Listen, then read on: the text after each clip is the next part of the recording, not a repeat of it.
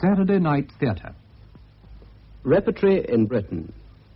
From the Midlands, we present the Northampton Repertory Theatre in Helen Jerome's dramatisation of Jane Eyre by Charlotte Brontë, with Caroline Maud as Jane Eyre and Alan Brown as Mr. Rochester.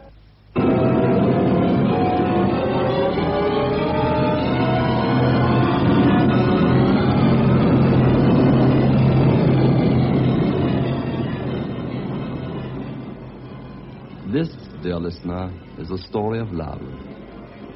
Of a woman's love, tender, strong, and triumphant. A turbulent tale, which proves yet again the truth of the time-honored opinion that the course of true love never does run smooth. Since every tale must have not only an ending, but a beginning as well, let's start our narrative at the point where this story really opens for our young heroine, Jane Eyre, on that fateful evening in October 1845, when she first expectantly entered Thornfield Hall. Did you ring, Mum? Miss Eyre should be here any minute now. Yes, Mum. I have a room already next to Miss Adele. Show her in here when she comes and tell John to carry her trunk upstairs. Oh, Mum, isn't it exciting? A governess for Miss Adele at last. She's been watching from the nursery windows this last hour. That will be all, dear. Oh, this may be Miss Eyre now. Go and see, my girl.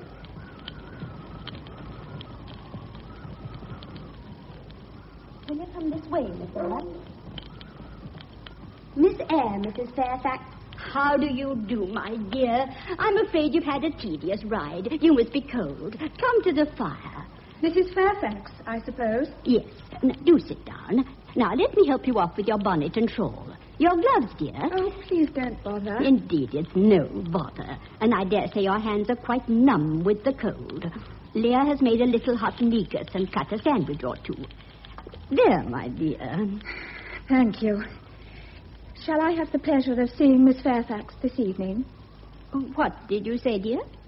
Shall I see my pupil, Miss Fairfax, soon? Oh, you mean Miss Varens. Adele Varens is her name. Oh, then she's not your granddaughter. No, I have no family.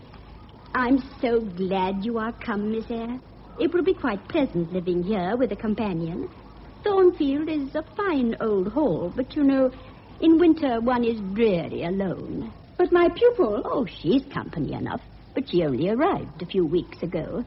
I was glad. A child makes a house alive. And now you. I shall be quite gay. I know you're going to like Thornfield. It's lovely here in spring and summer. If only Mr. Rochester would take it into his head to reside here permanently. Mr. Rochester? Who is he? The owner of Thornfield. I thought it belonged to you. Bless you, child, what an idea. No, I'm only the housekeeper. I'm distantly related to Mr. Rochester, but I never presume on it. And the little girl, my pupil? She is Mr. Rochester's ward. She's French. I can hardly understand her when she speaks, for she mixes the English so with the French. It sounds quite heathenish. Does Mr. Rochester ever come here? Oh, yes, but never for long. He hates the place. Hates it? Yes, hates it. When he does come, it's always unexpectedly. He's a strange man. Wanders round the world most of the time. Never laughs. He sounds unhappy. People who wander around the world all the time are usually running away from something. Some ache they want to pretend isn't there. Oh, he's not strikingly peculiar, my dear. But when he speaks to you, it's hard to know whether he's in jest or earnest. But you are not likely to come into contact with him a great deal, as your schoolroom is in another part of the house. You've no idea how vast a place this is, my dear. The west wing especially. This room leads to it, though it's many passages away. Oh, yes? The servants think it's haunted. Haunted? Oh, but of course that's nonsense. Still, if you should hear any unexpected noise from there, don't be alarmed. It'll probably be Grace Poole. Who is she? She is a person we have to sew and assist Leah with her housework. Not altogether objectionable in some points, but faithful. Yes, faithful, that's certain. Faithful? I do hope you're not inclined to be nervous, my dear. Perhaps you're not accustomed to living in such a big house. Oh, no, I'm not nervous. Besides, I've never lived in anything else. Lowood, where I've been for the past 8 years, is huge. Pupils, teachers and servants. You were teaching there? Only for the last 2 years. Up till then, I was a pupil. Well, I'll run upstairs and see to your room. Now, promise me you won't be nervous. Not a bit. I'll just sit here and warm myself by this lovely fire. That's right. I hope you'll be very happy here, dear.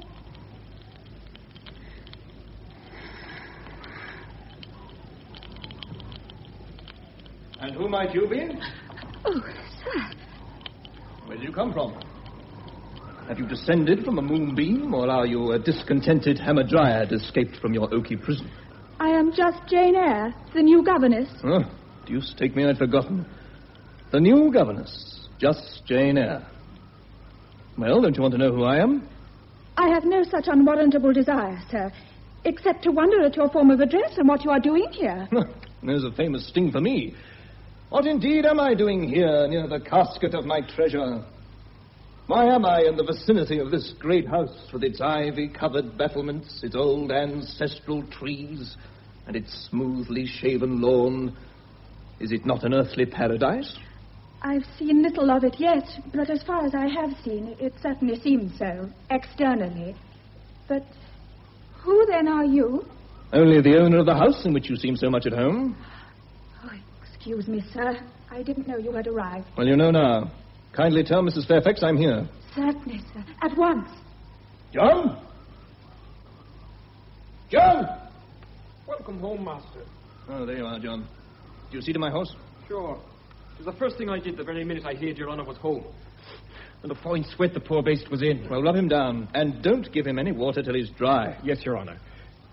And, sir, if you please. Well, what is it you want to bother me about? 'Tis about the West Wing, sir. What have you to do with the West Wing? Well, not a thing, thanks be to God, your honour. Saving your presence. Excepting, the other night, Grace Poole sent for me to fix on the hinge to one of them doors. And as sure as I'm alive, sir, the place is haunted. Did you see anything? Oh, no, sir. But I heard the most awfulest screech, like one of them banshees we have in the old country. And then the creature laughed, and the heart of me body was likely to freeze. An owl hooting, probably. What was Grace Poole's explanation? Sure, she accused me of being tipsy. Said I'd better give up my drop of toddy. Well, the only comfort a man has these cold nights. And she may have been right. If there's a ghost there, it need not trouble you, John. Keep out of that wing, and see that none of the other servants become hysterical over this nonsense. I will, sir. It's quite likely some owls have made their nests in the battlements. There are no ghosts. Would that there were.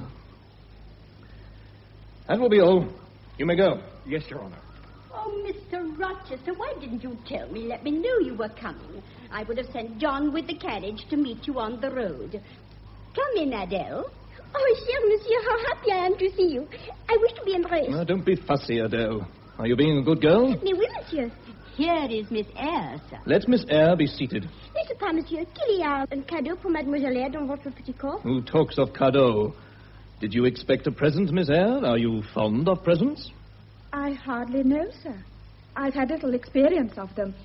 They are generally thought of as pleasant things. Generally thought? But what do you think?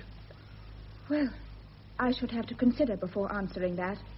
A present has many faces. Come to the fire, Miss Eyre. Where do you come from? Lowood School, sir. Ah, a charitable concern. How long were you there? 8 years. You must be very tenacious of life. I should have thought half that time in such a place would have done up any constitution. No wonder you have rather the look of another world. Where are your parents? I have none. Never had any, I suppose. You were brought hither by the men in green, I dare say. The men in green forsook England 100 years ago. I don't think summer or harvest or winter moon will shine on their revels more. Who recommended you to come here? I advertised, and Mrs. Fairfax answered. Yes, and I'm thankful that the choice Providence led me to make. Don't trouble yourself to give Miss Eyre a character, Mrs. Fairfax. Eulogizing will not bias me. She began by questioning my right of entry into my own house. Have you ever lived in a town, Miss Eyre? No, sir. You have never mixed with people? Only the pupils and teachers at Lowood, and now the inmates of Thornfield. Inmates? Leah says there is a ghost in the West Wing. It gives me to fear. Nonsense. If Leah says it again, she'll be discharged. Oh, but monsieur, I have helped myself. The noise is terrible sometimes. Miss Eyre, take your charge away to the schoolroom. Be off with both of you. Oh. Come, Adele. I hope you will not allow this French monkey to fill your head with nonsense about ghosts. You don't look like a fool, but you are a woman. I don't believe I'm more so than the average. The average will be quite foolish enough. May I embrace you, cher monsieur? You may not. Be off. Adele, come, Miss Eyre. I'm sure you would like to see your room. Oh, thank you, Mrs. Fairfax. Yes, indeed.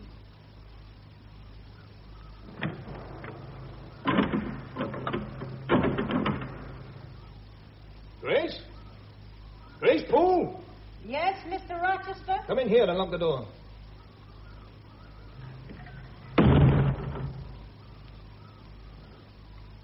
Can't you do anything about that infernal noise? I thought you'd managed to stop her.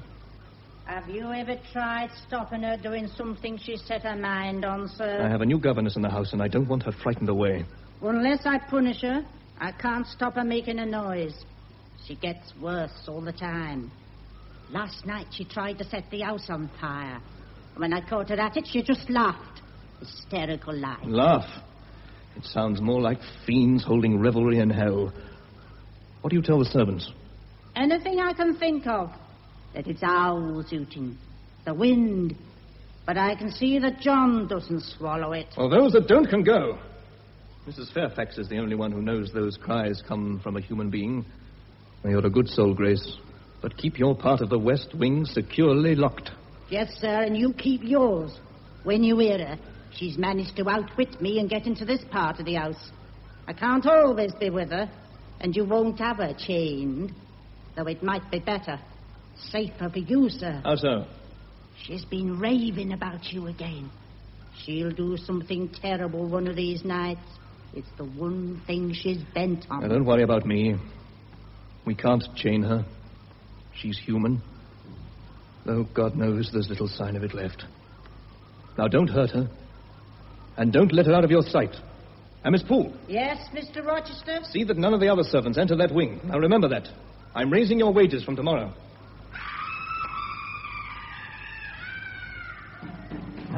God. Poor soul. Listen to her. Get back to your charge. Get her quiet. Tomorrow I'll order fresh locks for all the doors to the west wing.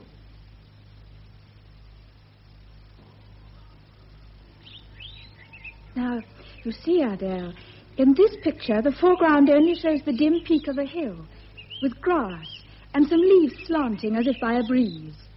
Above, you see an expanse of sky, dark blue as twilight. Did you paint that, Mademoiselle Eyre? Oh, how it is beautiful. I shall never be so good an artist. No, dear, it's not well done. But it gives you an idea. Now, you see that woman's figure rising into the sky? The dim forehead crowned by a star? Oh, yes. But what does it mean to say? You see the eyes shine dark and wild. Yes, oui. But what is it? The evening star. Were you happy when you painted those, Miss Eyre? Oh, I didn't see you enter, sir. Do you mind us having our drawing lesson here? Mrs. Fairfax thought it would be warmer than the schoolroom. And we have also the more better light. Close the window, Adele. Oui, mademoiselle. Oh, look how lovely it is. Sit down, both of you. No, I don't mind you having your lesson here, provided I am not condemned to be instructed. That I promise you, sir. Are you always so impolite, Miss Eyre? Your question, sir. Yes, I suppose I was happy when I was doing these things. Or as near as we ever come to it, I expect. You expect? Then you hope little from this delightful business of existence. I have had little, so perhaps all that there is. Your pleasures, by your own account, have been few. But I dare say you existed in a sort of artist's dreamland whilst you were painting these. You have secured the shadow of your thought in this one, though probably only the shadow. You have not enough of the artist's science and skill to give it full being. Yet these, for a schoolgirl, are peculiar. And you can have been very little more when you did them. Yes, I did them at Lowood in vacation time. You see, I never went home. I had none to go to. Is this one entirely your own work? Or probably a master helped. Oh, no, indeed. Ah, that pricks pride. Miss Eyre, you've been here about a month. I've not had time to find out certain things about you that arouse my curiosity. Now, answer my questions. I perceive that these pictures were done by hand. Was that hand yours? Yes, sir. Where did you get your models? Out of my head. And who taught you to paint wind? For there's a high gale in that sky, and on this hilltop. I'm surprised they taught you anything half so valuable in that awful place. Oh, they didn't. I was giving a lesson to Adele. Had I better continue? It's Saturday morning. Let her have a holiday. Off you go, child. Oh, merci bien, monsieur. You are very kind. So, you taught yourself to draw and paint, Miss Eyre. Can you play? A little. Of course, the established answer. I would like to hear you. Go in there. You know by this time that the best pianoforte in the house is through that arch. Oh, excuse my tone of command. I'm used to say do this, and it is done. I can't alter my habits. Go then and play a tune, Miss Eyre. As you wish, sir.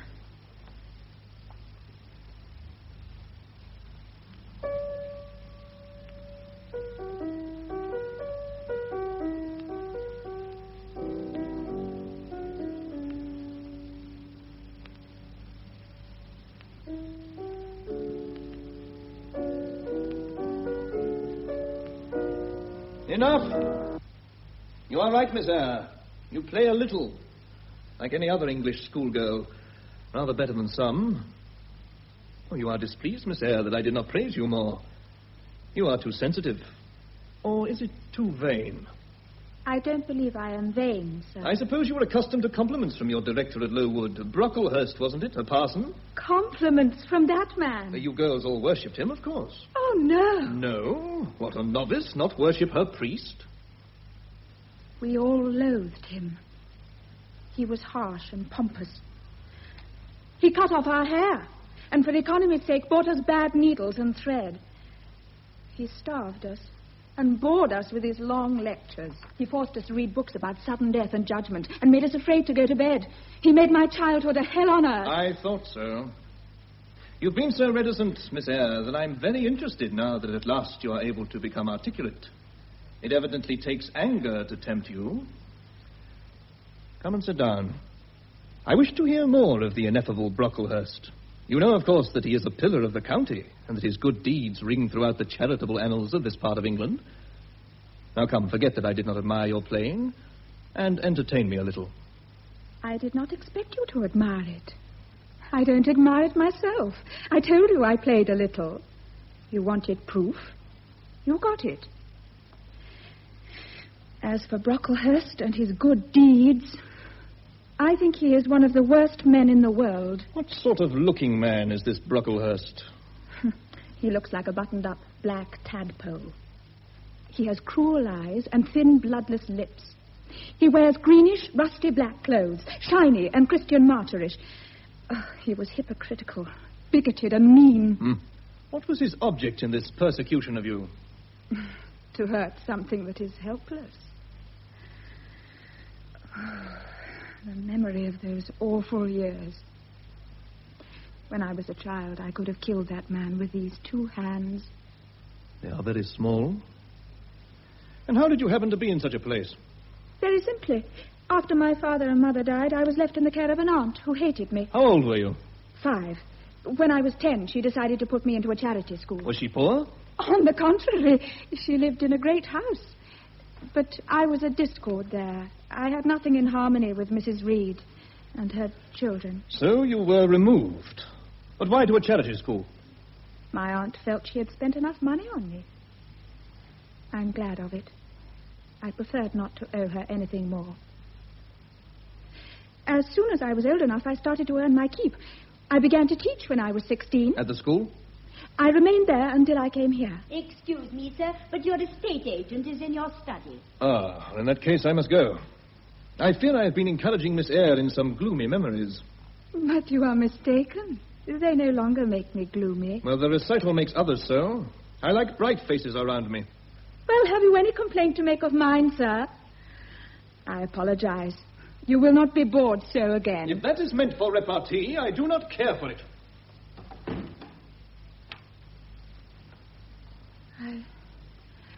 I thought you said Mr. Rochester was not peculiar. Well, is he? I think so. He is very changeful and abrupt. He may appear so to a stranger, but I am so accustomed to his manner, I never think about it. Besides, he deserves that some allowance should be made. Why? Partly because it's his nature, and we none of us can help our natures. And partly because he has painful thoughts. What about? Things have happened that make him want to shun this place. I don't know what they are, but I feel them. It's so difficult. One never knows how to take him. He hurts one so. You will be wise not to let him affect you in one way or another, my dear child. And when he is married... What? Well, why not? He's like other men, and not yet 40. Of course.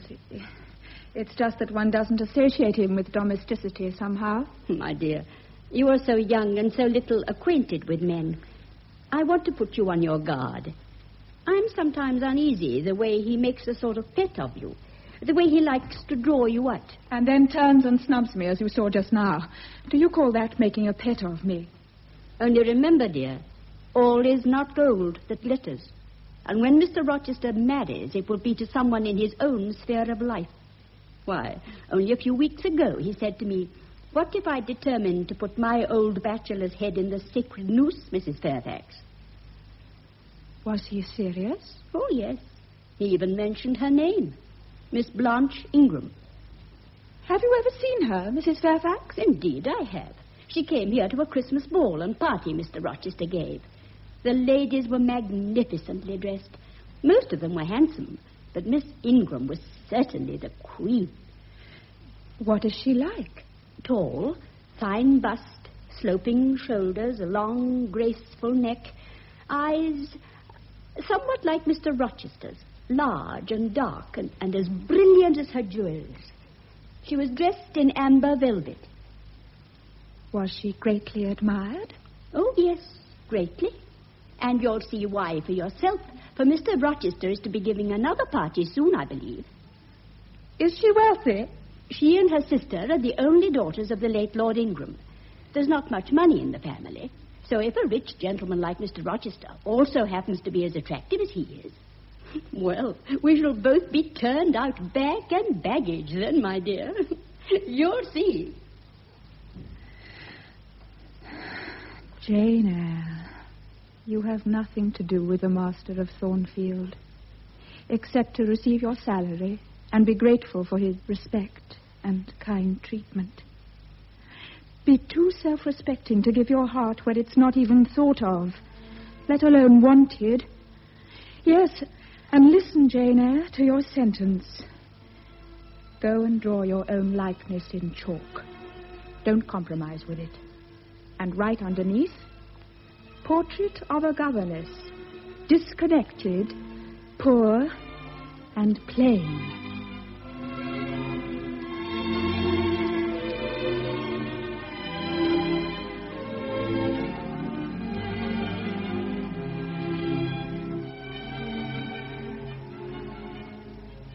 And, dear listener, these same sentiments were still uppermost in our heroine's mind when, about a week later, she was summoned to the library by her employer and commanded to be seated.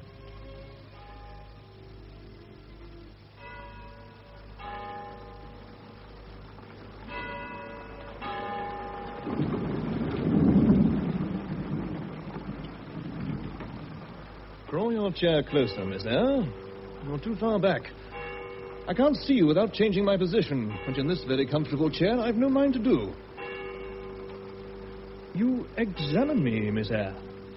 Do you find me handsome? No, sir. By my word, there's something very singular about you. You sit there, quiet, grave, and simple, with your hands in front of you and your eyes on the ground. Yet when one asks you a question, you rap out a reply which, if not blunt, is at least brusque. Sir, I was too plain. I beg your pardon. I should have replied that tastes differ, that beauty is of little consequence, or something of the sort. You should have replied nothing of the kind. Well, go on. What fault do you find with me, pray? I suppose I have all my limbs and features like other men? Mr. Rochester, I intended no pointed repartee. It was only a blunder. Just so. And you shall be answerable for it. Criticize me. Does my forehead not please you? Have I no bump of benevolence showing? Oh, come, ma'am, look well. Am I a fool? Far from it. You would perhaps think me rude if I inquired whether you are a philanthropist. Oh, no, young lady. I am not a general philanthropist, though I once had a rude tenderness of heart, but now I flatter myself I'm hard and tough as a rubber ball. Does that leave hope for me? Hope of what, sir? Of my final retransformation back to flesh. You look very puzzled, Miss Eyre, and although you are no more pretty than I am handsome, it becomes you very well. Young lady, I'm inclined to be gregarious and communicative tonight. That is why I sent for you. The fire and the candles are not sufficient companionship. You puzzle me. It would please me to draw you out and learn more of you. Therefore, speak. What about, sir? Well, whatever you like. I leave both the choice of the subject and the manner of treating it to you. You are silent, Miss Eyre, stubborn, and annoyed. It is consistent. I put my request in an insolent form, Miss Eyre. I beg your pardon. The fact is, I don't want to treat you as an inferior. I desire you to have the goodness to talk to me a little to divert my thoughts. You know, Miss Eyre, I envy you. I envy you your peace of mind, your clean conscience, your unpolluted memory. Oh, child, a memory like that must be an exquisite treasure. Sir, how was your memory when you were 18? Oh, I was your equal at 18. Oh, quite your equal. You see, I was meant by nature to be a good man, but you see, I am not. You will say you do not see it. At least I flatter myself I read as much in your eyes. Beware, by the by, what you express with that organ. You wonder why I admit all these things to you. Know that in the course of your future life, you will often find yourself the confidant of other people's secrets. They will realize that it is not your forte to talk of yourself, but to listen. Misfortune has caused me to degenerate. Dread remorse, Miss Eyre, whenever you are tempted to do wrong. Remorse is the poison of life. Repentance is said to be its cure, sir. Well, it is not. Reformation may be. Now, I could reform, perhaps. A sweet thought comes to me that may heal me. My heart was a sort of charnel. It may now become a shrine. To speak the truth, sir, I don't understand you at all. I can't keep up the conversation. It has got out of my depth. But one thing I can understand. You say you're not as good as you would like to be. If you try hard, you can be. Where are you going? To put Adele to bed. It's past her time. You're afraid of me because I talk like a sphinx? Your language is enigmatical, sir. And though I am bewildered, I am certainly not afraid. I don't want to talk nonsense, and I easily might, being utterly in the dark. Well, if you did, it would probably be with such a quaint, grave air that I should mistake it for sense. Come here. Sir? Adele is not ready to go to bed yet. You may be sure she's gone upstairs, dragging Mrs. Fairfax with her to try on the dress I brought home for her tonight. Yes, she's her mother's daughter. That French mother that charmed the gold out of my English breeches. You see, I've been green too once, Miss Eyre. No more vernal tint freshens you than once freshened me. My spring is gone. But it has left me with that little French floweret on my hands. I rear her on the Roman Catholic principle of expiating numerous sins with one good work. You talk in riddles. Oh, do I? Oh, no matter. I'll explain all this someday. Good night. And say good night to Adele for me, too. Good night, Mr. Rochester.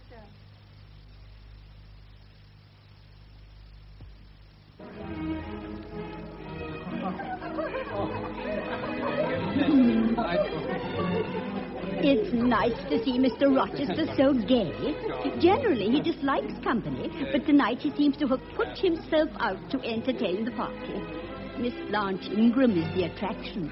He evidently prefers her to any of the other ladies. I told you he admired her, Jane. And she him. Look how she leans her head towards him. I shall be glad when they've gone. I prefer Thornfield as it's been these last months. Quiet, peaceful, remote. I know, my dear. I observed to Mr. Rochester that you were unused to company, and I did not think you would like appearing before so gay a party. Why, then, did he insist on my coming in? I cannot understand it. I don't know. All he said to me was, tell her it is my particular wish. If she objects, and if she resists, say I shall come and fetch her. Well, I've saved him that trouble. See, the party is rising, Mrs. Fairfax. Oh, they're coming in here. Now stay quiet, my dear, and they'll not notice you. I must go, as Mr. Rochester has not requested my presence. It's quite early. I will return when they have gone. Does that celebrate Blanche Ingram? I suppose we must allow she's pretty. Yes, Amy, she's pretty. But I cannot endure her airs and graces. And such condescension, Louisa. Who is that young person who curtsied to us just now? Only the governess to Rochester's ward, I believe. For my word, Watts has a very fine notion of a dinner. Haven't had so good a one since I don't know when. Ah, Colonel Dent, he has a wonderful housekeeper. A distant relative, I believe. A good idea, don't you think? Quite excellent. He can combine charity with utility. Deuce take me. I must see if I can't find a housekeeper amongst my relations. Colonel Dent, did you notice Lady Ingram at dinner? Too busy noticing you, Miss Louisa. Flatterer. Did you not see how pleased she was looking, Amy? Oh, yes, indeed. I think the wedding bells are not far off. What did you say, Colonel Dent? Is not Miss Ingram a chance such as Mr. Rochester will be likely to take? Upon my honor, Miss Louisa, I dare not swear to his taste in female beauty. Most gentlemen would admire her, I suppose. Well, if he likes the majestic, Miss Louisa, she is the very epitome of majesty. Look, here they come. Lady Ingram's dress is certainly magnificent. But that awful daughter. Thank you, dear Rochester. It's been a delightful evening, really quite delightful. But it's getting late. We have a 20-mile drive before us. Not yet, Mamma. Mr. Rochester has promised to sing a duet with me before we leave. I wish to try his voice. By the way, Mr. Rochester, I thought you were not fond of children. Oh, nor am I. And where did you pick up that little French doll I hear you have here at Thornfield? I did not pick her up. She was left on my hands, Blanche. You have a governess for her? I thought I saw a person here just now. Is she gone? Oh, no. There she is. Quite expensive, I should think, 2 extra people to keep. Oh, I have not considered the subject. No, you men never consider economy and common sense. Oh, come now, Miss Blanche. For my honor, that's very... Oh, I've had a dozen governesses in my time at least. Half of them detestable, the rest ridiculous. You should hear Mamma on the subject of governesses. Don't mention governesses. I have suffered a martyrdom from their incompetence and caprice. Not that I ever suffered much from them. I took good care to turn the table. Theodore's tutor and my governess actually took the liberty of falling in love with each other. Dear Mamma, as soon as she got an inkling of the business, discovered it was of an immoral tendency.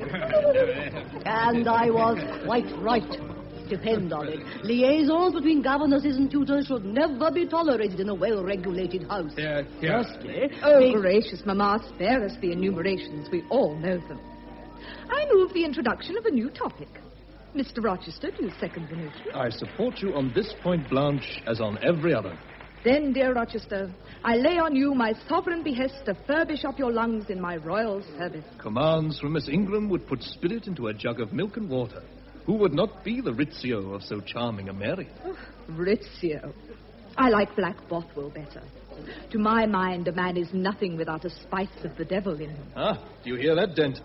Do you resemble Bothwell? I should say the preference rests with you, sir. Upon my honor, I'm very much obliged to you. Do you endorse that? Look in the mirror. Rizzio serenaded his lady. Will not Mr. Rochester be at least as gallant? Oh, yes, do let's have a song. Upon my soul, an excellent way to finish a very charming evening. let them sing together. A duet. That lovely old duet from Don Giovanni that you sang at our house last week. What do you say, Mr. Rochester? Can you do me justice in a duet? I will do my poor best. You may kiss my hand, Rochester. But mind, if you don't sing well, I shall punish you. I have my methods, you know. No, I could not endure that. You have too much power invested in you, my dear Blanche. A mere frown from you, and I am worse than hanged. Oh, I would not hang you yet, sir. I have other uses for you. What did I tell you, Louisa? She's an insufferable creature. So forward, too. I vow I almost blushed for him, Amy. I can hardly resist the wretch myself.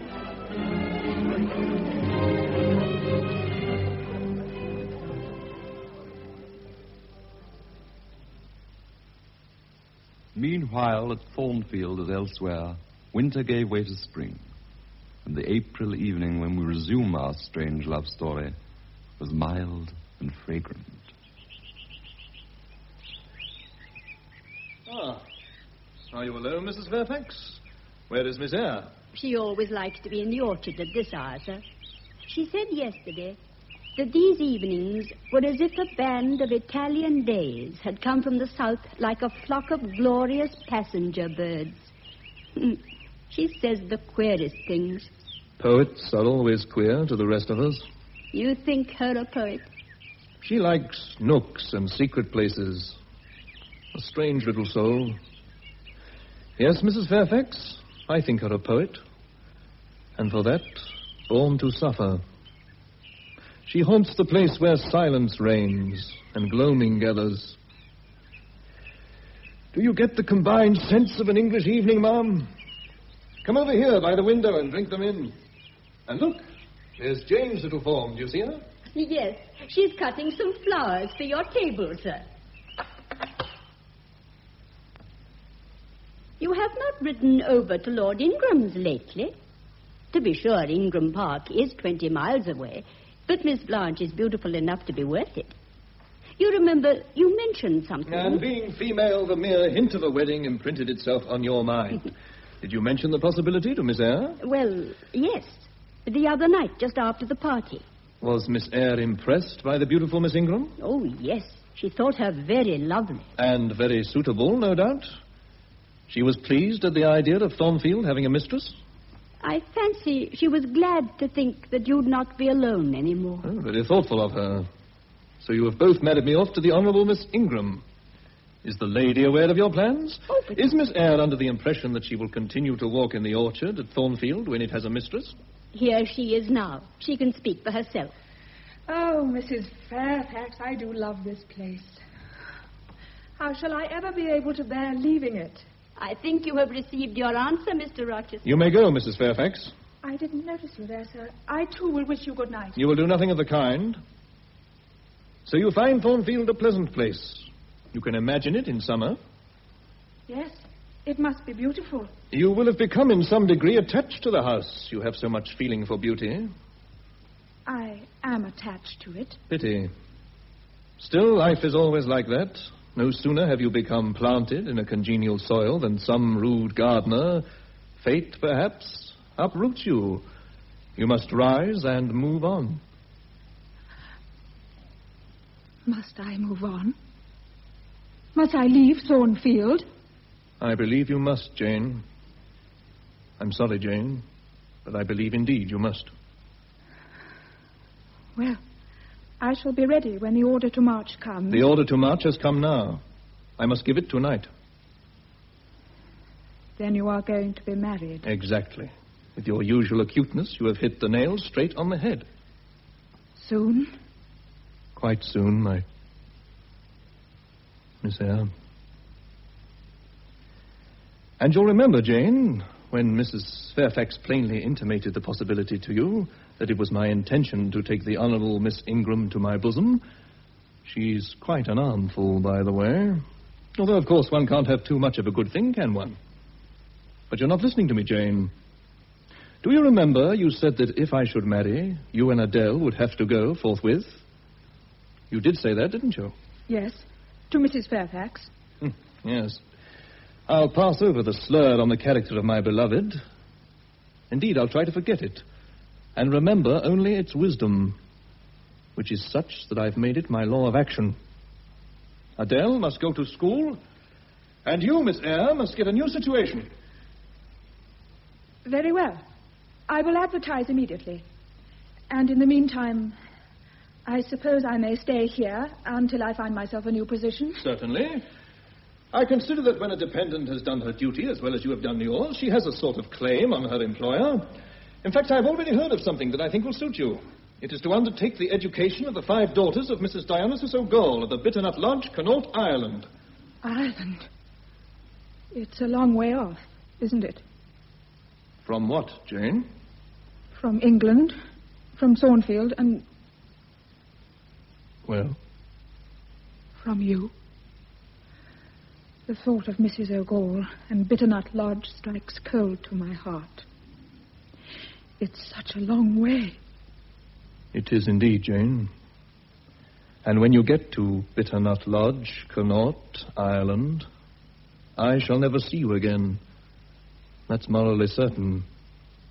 So come, let's sit comfortably on this last evening we shall spend together, like the good friends we've been. It's a long way to Ireland, Jane. I'm sorry to send my little friend on such a long, weary travel, but how is it to be helped? Are you anything akin to me, do you think, Jane? Because I have a strange feeling with regard to you, especially when you're near to me like this. I love Thornfield. I've lived since I entered it. I've known you, and it fills me with terror and anguish to think I shall never see you again. I see the necessity of departure, and it's like looking at the necessity of death. Where do you see the necessity? Where? Well, haven't you just placed it before me? In what shape? Miss Ingram's your wife. My wife? I have no wife. But you will have. Yes, I will. Then I must go. You said it yourself. No. You must stay. I tell you I must go.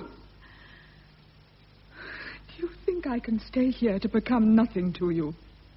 Do you think because I'm little, obscure, poor, and plain, I'm also soulless, heartless? I've as much soul as you, and more heart. And if God had gifted me some beauty and much wealth, I should have made it as hard for you to leave me as it is now for me to leave you. Oh, I'm not talking to you now through the medium of conventionality or of mortal flesh. It is my spirit that addresses your spirit, just as if we both had passed through a grave and we stood at the feet of God, equal, as we are. As we are. Yes, and yet not so. For you are going to marry a woman who is inferior to you and whom you do not love. I would scorn to do such a thing. Therefore, I am better than you. Jane. Let me go. Where? To Ireland? Jane, be still. Don't struggle so like a wild, frantic bird in the net. I'm no bird, and no net ensnares me. I'm a free human being with an independent will. And your will shall decide your destiny. I offer you my hand, my heart, and a share of all my possessions. I ask you to pass through life at my side. You have made your choice. You must abide by it. Come to me, Jane. It is you that I love. You, poor, obscure, plain, and little as you are. Then why have you been torturing me? I had to be sure. You kept me aloof, showed me only your mind. I wanted your heart as well. You hid it. You are a woman. I made you jealous. It was unworthy of you. But successful. Do you doubt me now, Jane? Entirely. You've no faith in me? None whatever. Am I a liar in your eyes? Oh, Jane, I entreat you to accept me as husband. Say yes quickly. I must have you for my own. Jane, do you love me? Let me look at your face. Do you love me? With all my heart. That sentence has penetrated my breast. Oh, Jane, Don't look so good. So much as though a spirit were near me. God forgive me, and let no one come between us. I have you, and I will keep you. But there is no one to come between us. I have no kindred to interfere. At least... No. Are you happy, Jane? So happy. It frightens me. Will I not guard, cherish, and solace you? It will atone. It will atone. Kiss me, Jane. For Jane, the cup of happiness was indeed brimming. And the following month passed in a flurry of activity. For the coming of May brought with it the crowning moment of any young girl's life, her wedding day.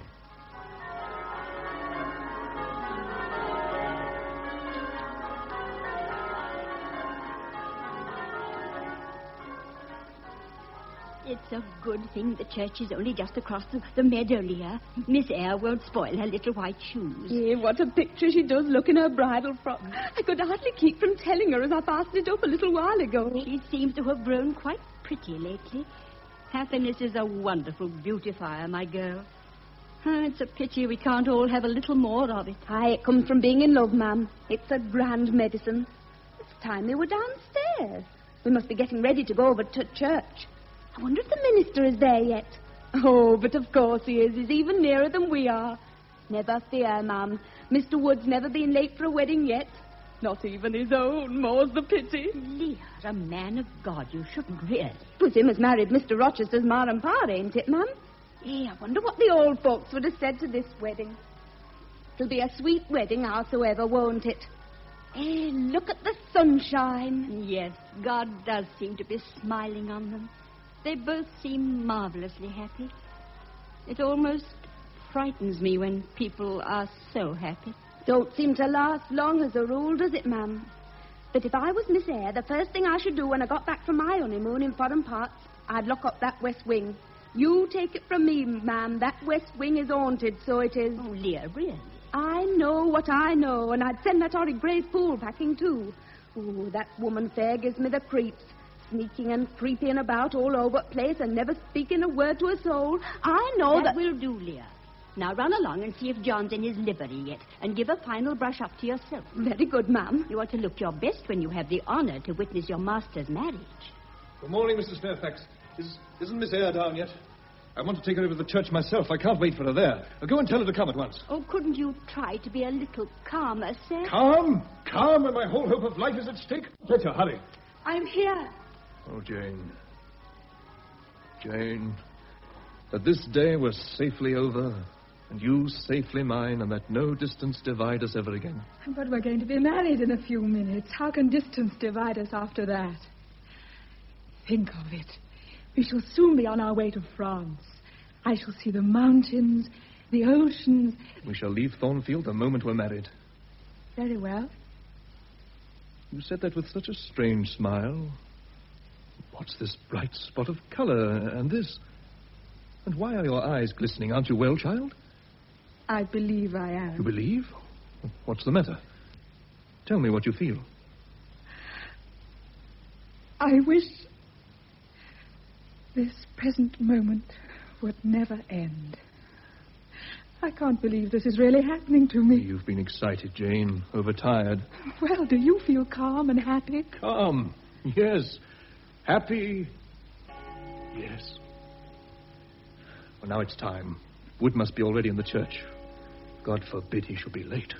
What are you dreading?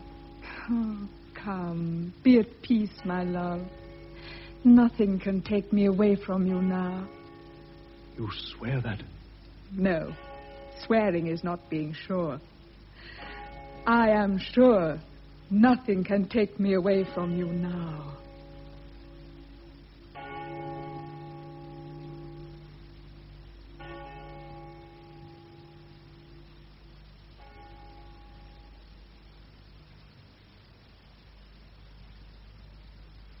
Mrs. Fairfax, bring the smelling salts. Yes, sir, at once. I'll put Miss Eyre down here on the sofa. There. Now then, Wood. An explanation. Surely that is due to me, Mr. Rochester. You should have proceeded with the ceremony. What right had this fellow bursting into your church, interrupting a marriage? But I couldn't possibly perform a marriage which I am told is illegal without proper investigation. You know that as well as I. This man claims that an impediment exists. Isn't that so, sir? An insuperable one. What is its nature? Mr. Rochester has a wife living. Who are you? My name is Briggs, solicitor of Arundel Street, Strand, London. And you would thrust a wife on me? I would merely remind you of the lady's existence, which the law recognizes if you do not. Favor me with her name, parentage, and home. Kindly read the document, Mr. Briggs.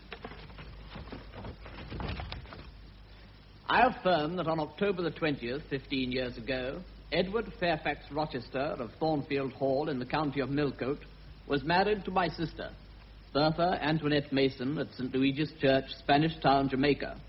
The record of that marriage can be found in the register of that church. Signed, Richard Mason. Well, that, if genuine, may prove that I have been married, but not that my wife is still living. She was living 3 months ago. How do you know? I have a witness to the fact. Produce him. Mr. Richard Mason, please. You called me, I believe. We did? Well, what have you to say? Come on, damn you! Is Mr. Rochester's wife still living, Mr. Mason? She is, Rector. Is she in this country? She lives in this house. The very house where this marriage was planned, Thornfield Hall. I saw her only last November. I am her brother. In this house? Impossible. I am an old resident of this neighborhood, and I've never heard of a Mrs. Rochester. How does it happen that you arrived just at this moment? Did you know of this intended marriage? Miss Eyre wrote of it to her uncle in Jamaica. He is, I believe, her only living relative. Yes, I wrote to my uncle, hoping he would be here in time for the wedding. I meant to surprise you with an actual connection between me and respectability. But where do you come in, man? Do you know her uncle? We are members of the same business house. As soon as Mr. Eyre told me of his niece's intended marriage, I naturally felt it my duty to come... God damn your soul! Mr. Rochester, not in my presence, if you please. Mr. Eyre is ill, and so asked me to hurry to England to save his niece from a bigamous marriage. I arrived in time and naturally went to Mr. Briggs, our family solicitor. But that paper, Mr. Briggs, can you substantiate it? This is all very shocking indeed. Have you the original marriage certificate? Certainly. I have the original certificate here. I still cannot believe. I cannot believe. Enough of this. I'll out with it. Yes, I meant to be a bigamist. Mr. Rochester. But Providence checked me. I'm little better than a devil at this moment. And as my pastor there will no doubt tell you, probably deserving the sternest judgment of God. My plan is broken up, gentlemen. You say you've never heard of a Mrs. Rochester. Well, come along to the West Wing, all of you, and I'll present her. You shall make the acquaintance of the mistress of Thornfield. This way, gentlemen. You too, Mason. Come and meet your sister again. Rest here, Jane, my dear. Please wait until we return. Oh, my dearest Jane, my heart goes out to you. What can I do to help you in your sorrow? My life is empty. How blind have been my eyes. How weak my conduct. What will you do? My prospects are desolate.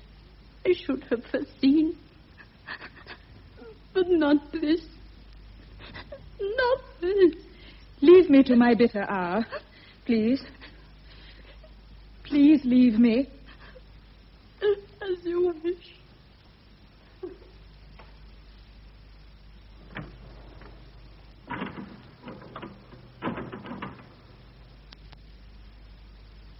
My dear sir, what can I say? What can I say? I always understood it was your sister who was mentally ill and whom you were guarding for her own good. Some of your parishioners decided that the lunatic was my cast-off mistress. Well, now you have seen her. My wife. Yes, she is mad. A homicidal maniac. A fact I discovered after I had married her. She's also a drunkard. Oh, dreadful, dreadful. Oh, yes, my life has been one long poem, I assure you would. Though no doubt even you, whose profession insists that God sends all tribulations for our own good, must wonder whose good has been achieved in this instance, hers or mine. God's ways are Thus spare us, my dear rector. You all saw my wife a few moments ago when we entered her room. You saw her spring at my throat and try to fasten her teeth into it. Well, this sort of thing is evidently the sole conjugal embrace I am ever to know. The only endearment that is to solace my leisure hours for the rest of my life. Judge now whether I had the right to seek something human. This girl here knew no more of my secret than you did. I grew to care for her. Look at her now as she sits here, grave and quiet at the mouth of hell. Compare these clear eyes with those mad ones you've just seen. This delicate body with that other. This pure face with that drunken mask in there. And then judge me, priest of the gospel, a man of the law. And remember, you will be judged one day. And now away with you, all of you. Mason, come along. Rector, we had better go. Yes. No blame attaches to you in this matter, Miss Eyre. No blame whatever. Oh, Jane. Why don't you weep, my darling? I see no trace of tears. Only that terrible white crucified face. Not one word of reproach. God knows I never meant to hurt you. I am tired and sick. I must go. No, Jane. You shan't leave me. I can read your thoughts. You won't say anything, but you're planning how to act. I know you. I'm on my guard. Could you think I want to act against you? No, but you're planning to leave me. To desert me. But you can't. You can't. I'll have her lodged in another house of mine, or we'll leave this house to her. I'll give Grace Poole double her wages to stay with her alone. I know I should have told you the truth at first. I should have appealed to your magnanimity. As I do now, Jane. Will you hear reason? Because if you won't, I'll try violence. So you don't love me, then? It was the rank of my wife you valued. Now that I'm not to be your husband, you can't bear my touch. This is unworthy of you. I love you more than ever. But I will leave you. But why? Why? Your wife is living. If I lived with you as you desire, I should be your mistress. To say otherwise is false. Jane, I'm not a gentle-tempered man. I'm not cool and dispassionate. I'm not long-enduring. Out of pity for me and for yourself, feel my pulse. Feel how it throbs. And beware. I will not be yours. Do you mean to go one way in the world and leave me to go another? I do. So you defy me. Never was anything at once so frail and yet so indomitable. I could bend you with my thumb and finger. But what good would it do to bend and crush you? Whatever I do with a cage, I can't get at the bird inside. And it's your spirit I want. Oh, Jane, for God's sake, don't leave me. Take one glance at my horrible life when you've gone. Where shall I turn for hope? Do as I do. Hope to meet in heaven. You're going? I'm going. You're leaving me? Yes. Forever.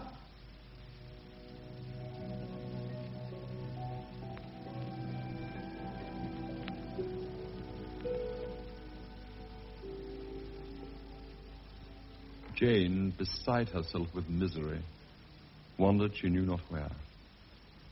But late on the evening of the fourth day, her footsteps led her to the door of a house at nearby Whitecross.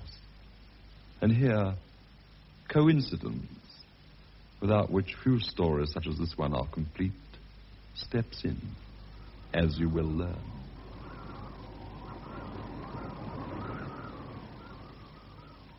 Listen, Hannah, I must read this to somebody. It's so beautiful. Oh, you won't understand a word of it, but listen just the same. The story is about Franz and Daniel, who are together in the night time. Franz is telling of a dream from which he awoke in terror. Da trat Herber eine anzusehen für die Sternennacht. Is there really a country where they talk like that? Yes, a far larger country than England, Hannah. Well, I don't know how they understand one from t'other. And if you went there, Miss Steiner, could you understand what they said? Possibly some of it, not all. I'm not as clever as you think me, Hannah. I can't speak German, and I can only read it with the help of a dictionary. What good does that do you? I mean to teach it at my school one day, and earn a little more money than we have now. Very like. But you should have someone to help you with that school. It's too much for one lone female. Oh, give over studying now, do. You've done quite enough for one night. I think I will. I'm mortally tired. I wonder what time my brother will be home. So much sickness in the parish. Oh, dear. Heavens, the witches are brewing potions of hate on the moors tonight. Did you hear how they wail? It's just on 10 o'clock. St. John can't be long now. Hannah, will you have the goodness to look at the fire in his room? He may want to use it for tomorrow's sermon. Oh, lass, it fair troubles me to go into that room now. It looks so lonesome with your father's chair empty. Nobody's in a better place, and nobody needs to have a quieter death than he had. You say Father never mentioned me, Hannah? Lass, he hadn't time. He was gone in a minute. Your brother St. John had asked if you should be sent for, but your poor father said it was nothing and that you were not to be disturbed at your schoolhouse, seeing you'd nobody to leave in charge. The poor gentleman knew you'd have to depend on your schoolhouse, seeing that your brother St. John has been called by God to go and convert the heathen in India. Is he really going? Yes, Hannah. He feels it's his vocation. Your father was the last of that old stock, I'm thinking. You and your brother are like to be a different sort to them that are gone. Perhaps it's as well. You know, Hannah, our mothers didn't have to support themselves. No, men had guts in them once. He was able to provide for their women. Please, is anyone there? Oh, now, whoever can that be at this time of night? Who's there? I'm a stranger. Well, I'll let you in to hear your business. The wind's screeching to death for nobody. Come now, what do you want? What's your business at this hour in a respectable home? I want a night's shelter and a morsel to eat. Well, I'll give you something to eat, but we can't take in a vagrant. Well, where shall I go if you drive me away? Oh, I'll warrant you know what to do and where to go. Mind you don't do wrong, that's all. I've no strength to go further. Let me see your mistress. Indeed I will not. You're not what you ought to be, or you wouldn't be in such a predicament. Now move off, I say. I must die if you turn me away. Not you. But if be like you've got any followers, housebreakers and such, well, we've got a gentleman here, and dogs and guns. Whatever are things coming to? Folks ain't safe in their own homes these days. Hannah? Hannah, who is it? Why, she's a beggar woman, Mr. St. John. No better than she ought to be. I've told her to move off. Hush, Hannah. Give her some milk, Hannah. Try to drink this warm milk. Not too much at first. Restrain her. What is your name? My name is Jane Elliot. And where do you live? Where are your friends? Can we send for anyone you know? No. What account can you give of yourself? Sir, I can give you no details tonight. What, then, do you expect me to do for you? Do with me as you like. I will trust you. If I were a stray dog, I know you would not turn me from your hearth tonight. Hannah, let her rest there a while and ask her no questions. Give her a little more milk and a morsel of bread.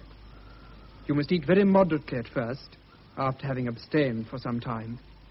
I trust I shall not eat at your expense for long, sir. No. When you have given me the address of your friends, I can write to them. In the meantime, my sister and I wish you to be our guest. I'm grateful. More than I can say. But I cannot give you any addresses. I have neither home nor friends. No friends? A most singular position for a girl of your age. You've never been married? Why, she's not 18. I am 19, but I've not been married, no. Where did you last reside? Really, St. John, you're too inquisitive. The name of the place and the name of the person is my secret. Which you have a right to keep. Well, if I'm to know nothing of your history, how do you expect me to help you? You need help, do you not? Only to get work. My capabilities are important for that, not my private history. What then can you do? I was educated at Lowood Orphan Asylum. Yes? I left there a year ago to take a position as governess. I see. I was happy there until 4 days ago, when I was obliged to leave hurriedly. I left everything I possessed behind me. Poor little Jane Elliot.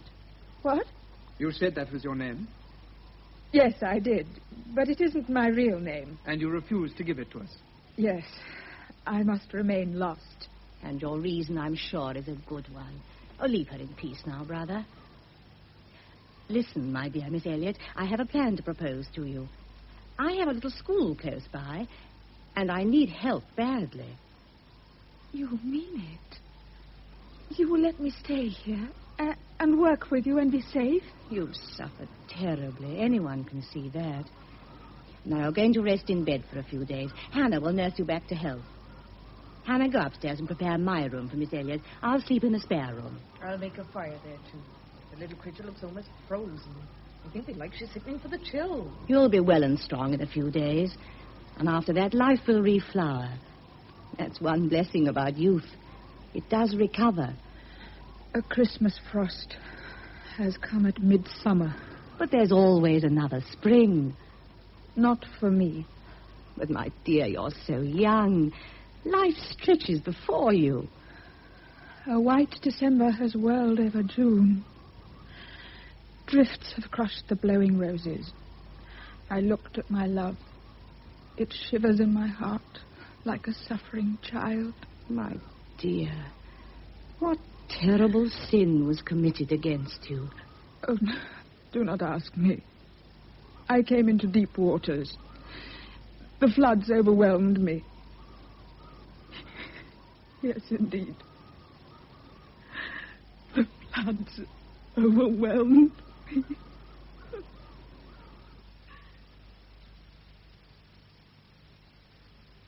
The little creature hasn't come home yet, Miss Steiner. I think belike she's gone walking on them moors. Oh, what a way to speak of Miss Jane. If I didn't know you did it in affection. No, who could help loving her? Oh, what a treasure she's been these past 12 months. The school has got on splendidly. Oh, she's a wonderful person, Hannah. I wish she wasn't so fond of those moors, though. It's where she takes her grieving and her dreams. She never speaks of it, but I feel that hearts do break. Why, she never complains about anything. She doesn't vent her private griefs on people innocent of causing them. No, you do put things so nice, Miss Steiner. Shall I turn up the lamp a little, miss? Oh, yes, thank you, Hannah. Perhaps Miss Jane's gone to meet Mr. St. John's coach on the way back from London. Why, here they are now. Give me a special kiss, Di. St. John has just discovered that when destiny led me to your hospitable door a year ago, it was to that of my own kindred. Jane, have the moors turned your brain, darling? No, she's quite sane. Now, let's be quite calm and collected. Hannah, I wish to be alone with the ladies. Very good, Mr. St. John. I've just been telling Jane some strange news, Diana. You know, I went up to London to see Mr. Briggs, our family solicitor. About Father's will, wasn't it? Exactly. On my arrival, Mr. Briggs informed me that our uncle, John Eyre, had died in Jamaica. And though he left us nothing, he did mention in his will a niece hitherto unknown to us, one Jane Eyre. And Jane Eyre is Jane Elliot. Uh-huh. But how did you connect it with Jane? Well, Mr. Briggs told me how he'd searched high and low for a certain Jane Eyre, whom he had saved from a false marriage with a Mr. Rochester a year ago. Yes. He made inquiries at Thornfield, Rochester's place at Milford. Yes, yes. And was told there she had left on the night of the interrupted marriage. But, I remembered the conditions of Jane's arrival here, just a year ago, and asked him to describe her. The rest was easy. Did Mr. Briggs tell you anything of Mr. Rochester? Nothing. Mr. Briggs had received a reply signed Alice Fairfax, saying that you had completely disappeared, though they had searched far and near for you. Who searched for me? Was it Mr. Rochester? I presume so. Rochester must have been a scoundrel. Don't judge until you know the inner springs of a man's actions. Where is Mr. Briggs? He may know something of Mr. Rochester. I sometimes feel all is not well with him when I'm out on the moors. I doubt if the solicitor could help you, or if he is interested. In the meantime, you forget essential points in pursuing trifles. Trifles? Well, don't you wonder why Mr. Briggs searched for you? Why? Merely to tell you that our mutual uncle has left you all his property. You are now rich. I? Rich? An heiress? Yes, an heiress. You will, of course, have to establish your identity, but that will be a simple matter. I see you smile at last. Perhaps now you will ask how much you are worth. How much? £20,000. £20,000? Jane, dearest. Well, if you'd committed a murder, you couldn't look more aghast. Well, it's such a large sum. Are you sure there's been no mistake? No mistake. But why was I chosen? Why more than Diana or you? Because Uncle John was asked by your father before he died to take care of you. Instead, he handed you over to a Mrs. Reed, his sister-in-law, and discovered she sent you to a charity school. He only heard about this 6 months before he died, and he salved his conscience by making you secure from now on. God bless him for that. For now we can stay together always. We shall divide the inheritance equally. You are just as much entitled to it as I. But it was left to you. Never mind. It would benefit me to have 6,000. It would depress me to have 20. And Diana and I need never worry, even if our pupils grow up and leave us. But, darling, think what you could do with so much money. See the world, travel, meet fresh people. No. I crave more for family life. I've never had a home. Brothers and sisters. But we are that to you now. Besides, you may marry, and your aspirations after family life and domestic happiness be realized that way. I shall never marry. I want my kindred. But there are higher things than domestic affections. One must use one's talents. Listen to one's call from God. That's why I shall be leaving you next month. Are you really bent on India, St. John? My plans are unchangeable, and more easy of accomplishment now that Jane insists on sharing her inheritance with you. I, of course, will accept none of it. Oh, but St. John, please. Well, you darling, it's like a fairy tale, and you deserve to be the heroine. Oh, coming, Hannah. Jane, I go in 4 weeks. I've booked my berth in an East Indiaman. It sails on the 20th of May. You are going to do a great work, St. John, to convert the heathen. Have you no call to work for God, Jane? What does your heart say? My heart is mute. My heart is mute. Then I must speak for it. Jane, come with me to India as my helpmate. You are formed for labor, not for love. Not for love. Is that your opinion? I claim you not for my pleasure, but for my God's service. So you would wrap me in an iron shroud. Not for love? Oh, St. John, what do you know of that gift to humanity? You ask me to be your wife, and you've no more a husband's heart for me than a rock for a plant. You prize me as a soldier would a good weapon. Your scholarly mind, your character, your youth would be invaluable in my work. Jane, you would not repent marrying me. Enough of love will follow on our marriage. Your idea of love. Counterfeit sentiment. You see, I have known the reality. Oh, St. John, you are good, with the terrible, devastating goodness of the unimaginative, which would soon kill me if I married you. Your words are violent, unfeminine, and untrue. They would seem inexcusable, only it is the duty of man to forgive 70 times 7. I know to whom your heart is clinging. The love you cherish is lawless and unconsecrated. You are thinking of Fairfax Rochester. Yes, I want to know where he is, how he is, before I dispose of my life. God did not give it to me to throw away. But you wish to do something useful for your fellow creatures with that life.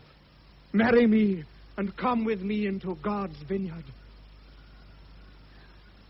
You tell me with your usual frankness that I'm not formed for love. Don't you mean your love? Then I'm not formed for marriage with one who admits that. Besides, you are too much my superior. Only love enables us to endure superiority, St. John. And I don't love you. Your nature is too impassioned. Human affections and sympathies have too strong a hold on you. I don't love you, St. John. God will guide you, Jane. Your duty lies so plain before you. My master was long-suffering. So will I be. Remember, we are bad to work while there is yet day. I offer you your chance. Leave everything behind you. Come with me, I beg of you. Decide, Jane. Decide. If I were convinced it were God's will to marry you...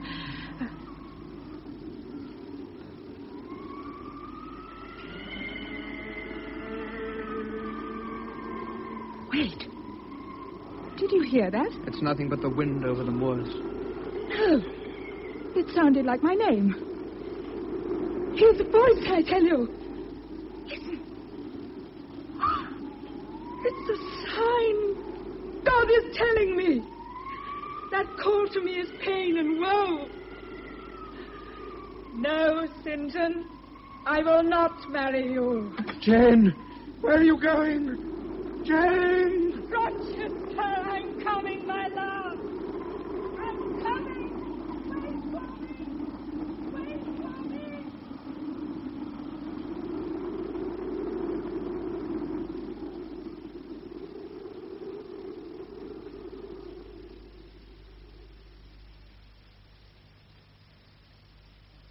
Mrs. Fairfax! Oh, Mrs. Fairfax, whoever do you think is here? Control yourself, dear. Who can it be to cause you such excitement? Oh, ma'am, it's her own little self, all dressed up in sprig muslin like a picture out of a fairy tale. But tell me who?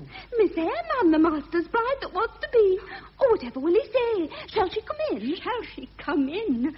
Oh, Jane, Jane, my dearest girl. Oh, why didn't you come before? Dear, don't mention Miss Eyre's arrival to anyone yet. Can I rely on you? Oh, ma'am, not for all the world. I understand. Take Miss Jane's bonnet and cloak here. I'll call you if we require anything. Oh, we searched high and low for you, dear. Your going like that nearly killed him. But I understood. You did right, my child. Poor Jane. My heart bled for you. First tell me, is he well? He's away, I suppose. He's here, out there walking in the orchard, where he is every morning. Yes, he is well, but he is in great trouble. Yes, I know. That's why I'm here. Then you've heard. But it happened months ago. Why didn't you come then? Tell me. We had a dreadful calamity. Calamity? Tell me. Wait, my dear. Be patient with an old woman. A fire broke out in the dead of night, about 6 months after you had gone. Oh. The whole west wing and part of the servants' wing was destroyed. The fire just stopped at this wall. Was she hurt? She was killed. And Grace Poole was suffocated by the smoke. How did it happen? It seems that Grace sometimes drank too much. And the poor mad creature came to realize this and used to watch for the times when Grace would be in a drunken sleep and escape from her quarters. Well, one night she managed to get as far as your old room and set fire to your bed, for there must have been some strange knowledge of you in that poor crazed brain. Then she went back and set fire to the hangings in Grace's room. The house was soon in an uproar. Then somebody called out that the poor demented woman was on the roof. And there she was, screaming and waving her arms about and laughing wildly, that long black hair streaming out against the flames. He went up through the skylight and onto the roof. I saw him approach her, and then she gave a scream and sprang forward. The next minute, she lay smashed on the pavement. And he? Was he unhurt? Oh, my dear. Prepare yourself. Please. Please. The fire burnt his forehead and his eyes. He is blind. In trying to save her. It's like him. I'm grateful. Grateful he is alive. Wait till he hears your voice, my dear. Never was woman loved as he loves you. He searched for you as if you were the most precious jewel in the world. After you left, he grew savage. He wanted to send me away and to be left alone with his grief. But I wouldn't leave him. God will reward you. If I had only known. And where is Adele? Oh, she's at school in France. He lives here alone, shut off with his blindness, proud and suffering. Alone. He will be alone no longer, Mrs. Fairfax. There he is. My poor darling. Look at him feeling his way with a stick, turning his sightless eyes up to the skies. Oh, Mrs. Fairfax. Be brave, my dear. Meet him with a laugh. You know he used to love to hear you laugh. You go now, dear Mrs. Fairfax. I must meet him quite alone, in my own way. Of course, my dear. God bless you.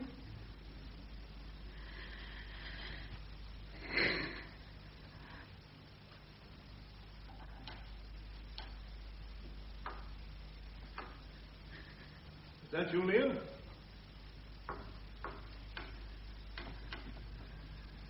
Is there some coffee? It is you, Leah, isn't it? No. Who's there? Speak again. Did you want some coffee, sir? Who is it? Who speaks? Mrs. Fairfax knows who I am. I arrived this morning, but you have not welcomed me yet. Great God. What delusion has come to me? What sweet madness has seized me? No delusion. No madness. Where are you? Or is it only a voice? Oh, God, for my eyes! But whatever, or whoever you are, let me touch you, or I cannot live. Her very fingers. Her small, slight fingers. Is it Jane? This is her shape and size. She is all here. And her heart, too, my love. Jane Eyre. Jane Eyre. Has come back to you. But I cannot be so blessed after such misery.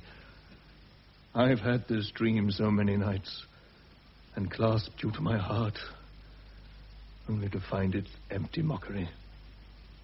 Gentle dream nestling in my arms. You too will fly, but kiss me before you go, my dearest Jane. Now, do you believe? It is you, Jane.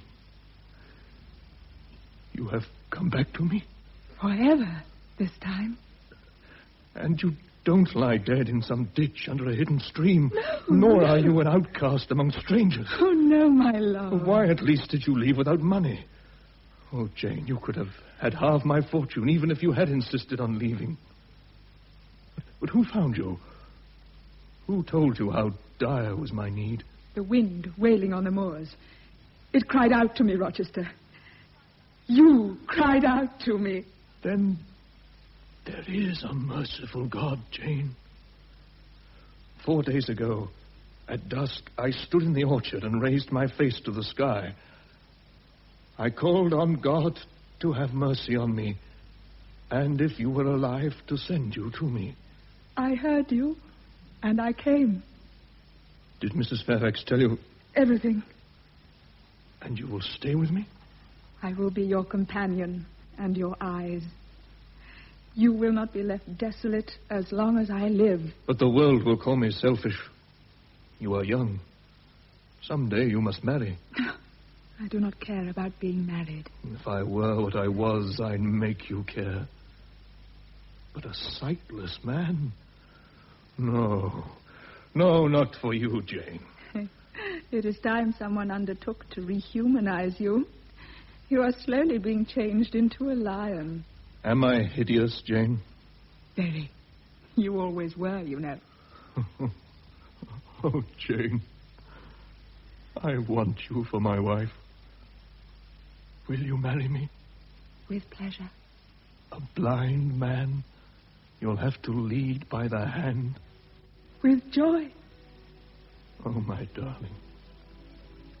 God bless and reward you. He is rewarding me. To be your wife is for me to be as happy as I can be on this earth. Come. Give me your hand.